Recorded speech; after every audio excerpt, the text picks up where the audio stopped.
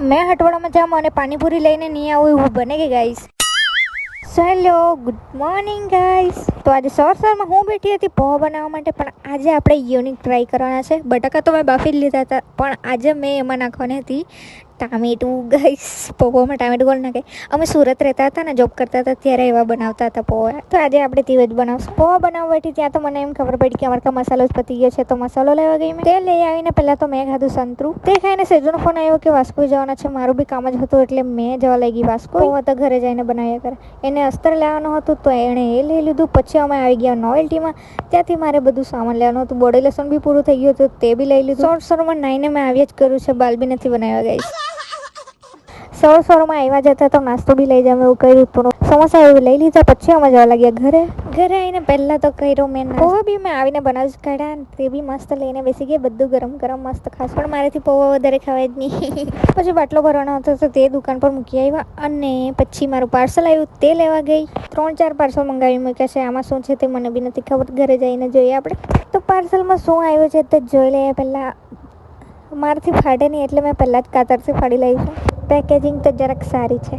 આમાં હતું મેં નેક પીસ મંગાવ્યું હતું એક. મને એમ જોયું તો સારું નહીં હશે એવું લાગ્યું, પણ જ્યારે મેં બહાર કાઢ્યું તો એટલું બ્યુટીફુલ દેખાતું હતું ને ગાઈસ, સાચું જ મેં એક્સપેક્ટ નહીં કર્યું હતું તેટલું બ્યુટીફુલ છે આ. જો તમને બતાવું મેં, મસ્ત દેખાય છે. એમ નહીં સારું દેખાય છે, તમને મેં હાથમાં બતાવું મસ્ત બેક કેમેરા કરીને.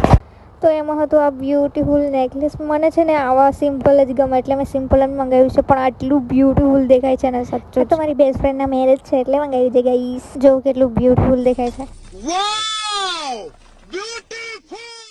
પછી દીદી ઘરે આવી જ હતી તો તેમની સાથે જ નીકળી ગઈ મેં દીદીના રૂમ પર જવા માટે. સારું આજે તમારે ચાલવા જ નહીં પડ્યું. પછી મેં ઘરેથી એક લોલીપોપ લઈ આવી હતી. પેકિંગ કરવા વાળાએ ભૂલથી એમાં 3 લોલીપોપ નાખી દીધા છે. મારે શું, મારે તો ખાવા સાથે વાત. મારે તો મજા પડી ગઈ આજે તો. પછી અમે ટીવીમાં આવ્યા કરતો હતો આ ટ્રેન વાળું મૂવી, મસ્ત આવતું હતું તે જોયા કરતા હતા. પછી દીદી સાથે અમે નીકળી ગયા જમવાનું લેવા. જ્યાં જાય ત્યાં મારા તો ધતિંગ આવા જ હોય. પછી તે બધું કામ બતાવીને અમે આવી ગયા ઘરે. ઘરે આવીને મેં તો મસ્ત દાળ ભાત અને અથાણું લઈને બેસી ગઈ. પછી મસ્ત આરામથી બેસીને ટીવી જોયા કરતી હતી ને ટીવી જોતા જોતા ખાયા કરતી હતી. પછી સવારે જે 3 લોલીપોપ નીકળ્યા હતા તેમાંથી બીજો લોલીપોપ ખાતા ખાતા હું નીકળી આવી ઘરે આવવા માટે. ઘરે આવીને બેઠી છોલવા તુવેર છોલતા પછી મારી દીદી આવી કે ચાલ હટવાડામાં. તો પછી અમે દીદી સાથે નીકળી ગયા હટવાડામાં જવા માટે. આ બાલ કપાવેલ છે ત્યારે મને બહુ ભારી પડતા હોય ને આજે તો મને એકદમ બ્યુટીફુલ વાળો સનસેટ જોવા મળી ગયા. જો પછી અમે આવી ગયા કરચેલિયા હટવાડામાં.